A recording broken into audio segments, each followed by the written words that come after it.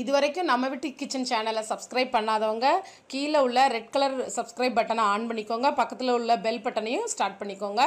This is my humble request. உங்களுக்கு என்னோட videos உடனே வரும். அனைவருக்கும் வணக்கம். இன்றைக்கு நம்ம பார்க்க போற சமையல் குறிப்பு மெழுகு பீர்க்கங்காய் குழம்பு எப்படி பண்றதுன்னே பார்க்கலாம். ஆக்சுவலி இது பீர்க்கங்காவோட ஜாதி தான். நம்ம ஊர்ல இருக்கும் தெரியுமா பீர்க்கங்காய், அந்த பீர்க்கங்காவோட ஜாதி தான். ஆனா இது இங்க பாருங்க சாஃப்டா இருக்கும். இந்த ஸ்கின்னு வித்தியாசமா இருக்கும். ரொம்ப இது உடம்புக்கு ரொம்ப நல்லது. கண்டிப்பா இந்த காய் கிடைச்சா நீங்க வாங்குங்க. அப்புறம் இதுல ரெண்டு விதம் இருக்கு. ஒரு விதம் இருக்கு பயங்கரமா கசக்கும். அதை தெரியாம நம்மள ஏமாத்திட்டு வித்துட்டு போயிருவாங்க.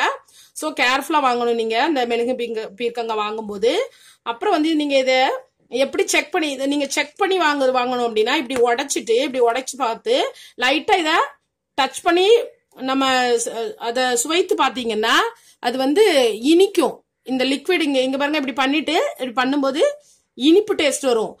இன்னொன்னு வேற ஒரு, அதாவது சிலர் ஏமாத்துவாங்க, டூப்ளிகேட் காய் வருது, அது பயங்கரமா கசக்கும். நீங்க அதை பண்ணிடாதீங்க. அதனால நான் சொல்லுவேன், வாங்கும்போது எப்பவுமே நீங்க இப்படி உடைச்சிட்டு இப்படி செக் பண்ணி பார்த்து வாங்கணும். அப்புறம் இதை எப்படி கட் பண்ணணும்னா இப்படி இந்த எட்ஜையும் இப்படி கட் பண்ணிருங்க. அப்புறம் இந்த ஸ்கின் ரொம்ப ஹார்டா இருக்கும். அதனாலதான் நான் ஸ்பெஷலா உங்களுக்கு இந்த வீடியோ காமிக்கிறேன். உங்களுக்கு இங்க பாருங்க, இந்த ஸ்கின்னை இப்படி நீங்க நல்லா கத்தி வச்சு எடுத்துடணும். அப்படி இல்லைன்னா நம்ம பீலர் இருக்குல்ல, அந்த பீலரை வச்சு உருளைக்கிழங்கு தொளி சீவிர அது வச்சியும் நீங்க எடுத்துக்கலாம். ஆனா மோஸ்ட்லி இப்படி எடுக்கிறது நல்லது. பாருங்க, இந்த மாதிரி எடுத்துக்கோங்க. இந்த மாதிரி இது வேஸ்ட்னு நினைக்காதீங்க. பட் ஏன்னா இது கொஞ்சம் இந்த ஸ்கின் ரொம்ப ஹார்டா இருக்கும், அது நல்லா இருக்காது. ஓகே, இப்போ நான் இதை நான் கட் பண்ணி வச்சிருக்கிறேன். ஓகே, இப்போ நான் பாத்திரத்தை அடுப்புல வச்சிருக்கேங்க. கொஞ்சோண்டு ஆயில் ஊத்தி இருக்கிறேன். ஒரு 4 ஸ்பூன் ஆயில் ஊத்தி இருக்கேன். 1 ஸ்பூன் கடுகு, 1 ஸ்பூன் சீரகம் போட்டுக்கோங்க.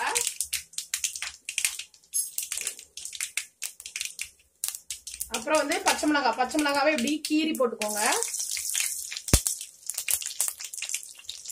அப்புறம் கருவேப்பிலை,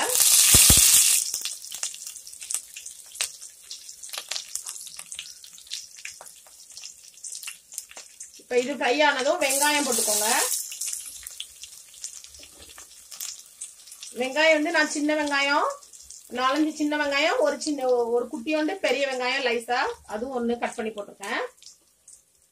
நீங்க எந்த வெங்காயம்னாலும் யூஸ் பண்ணிக்கலாம்.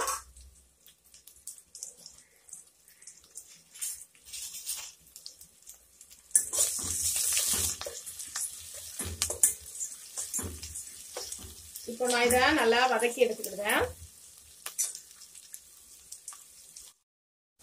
அப்புறம் இங்க பாருங்க, நான் ஒரு 5 பூண்டை இப்படி சதைச்சு போட்டிருக்கேன். என்னைக்குமே உங்க பூண்டு என்னைக்குமே மறக்காதான் போட்டுக்கோங்க. ரொம்ப நல்லது. வெள்ளை பூண்டு உடம்புக்கு ரொம்ப நல்லது.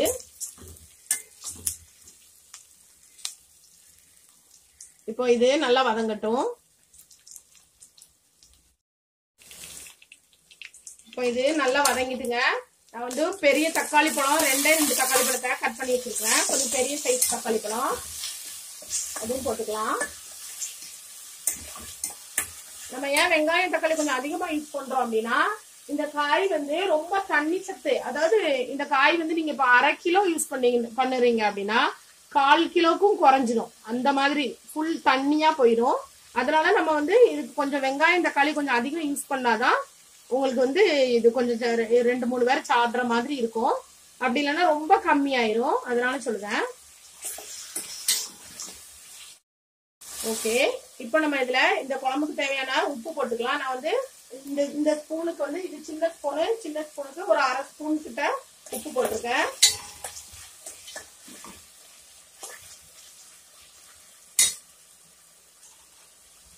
அப்புறம் மஞ்சள் பவுடர் 1/4 ஸ்பூன் போட்டுக்கோங்க. அப்புறம் வத்தல் பொடி நான் இந்த சின்ன ஸ்பூனுக்கு ஒரு ஃபுல் ஸ்பூன் போடுறேன்.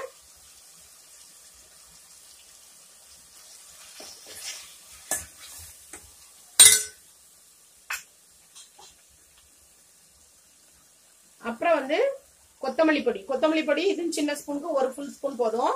இதுல ரொம்ப மசாலா இருக்கணும்னு அவசியம் இல்லைங்க. நீங்க ரொம்ப மசாலா நம்ம போடும்போது இது வேற மாதிரி புளிக்குழம்பு மாதிரி ஆயிரும்.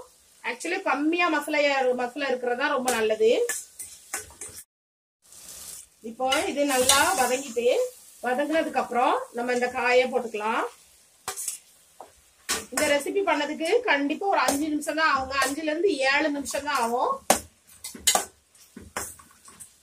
அப்புறம் வந்து இந்த பீர்க்கங்காய் உடம்புக்கு ரொம்ப ரொம்ப நல்லது.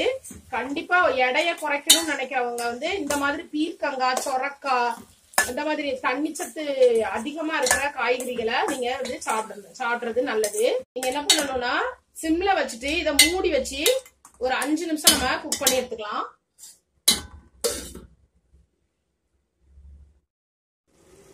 ஓகே, இப்போ நம்ம செக் பண்ணி பார்க்கலாம். பாருங்க எப்படி தண்ணியா வந்திருக்கு பாருங்க. இந்த காயோட தன்மையே அப்படிதான். ஃபுல் அதுல இருந்து தண்ணி லிக்விட் ரொம்ப வரும். அப்புறம் வந்து நீங்க கண்டிப்பா இதுல தண்ணியெல்லாம் ஊத்தாதீங்க. தண்ணி ஊத்திட்டீங்கன்னா ஒண்ணு கத்து போயிரும். அவ்வளவா ரைஸ் கூட சாப்பிட ஒரு இன்ட்ரெஸ்ட் வராது. நீங்க தண்ணி ஊத்தாம பண்ண பாருங்க. இங்க பாருங்க இப்படி, அதாவது இது வந்து ரைஸ் கூட கொஞ்சம் பிசைஞ்சு சாப்பிடுற மாதிரி அந்த மாதிரி இருக்கும். அப்புறம் வந்து சப்பாத்தி கூட ரொம்ப சூப்பரா இருக்கும். சப்பாத்தி, பூரி, நான் கூட எல்லாம் ரொம்ப டேஸ்டா இருக்கும். அப்புறம் வந்து இந்த நீங்க வந்து ஒயிட் ரைஸ் போட்டுட்டு இந்த குழம்பு கொஞ்சம் ஊத்தி இங்க வரீங்க இந்த மாதிரி. ஏன்னா உங்க குழந்தைங்க காரம் பிடிச்ச சில பிள்ளைங்களுக்கு காரம் கொஞ்சம் பிடிக்கும்.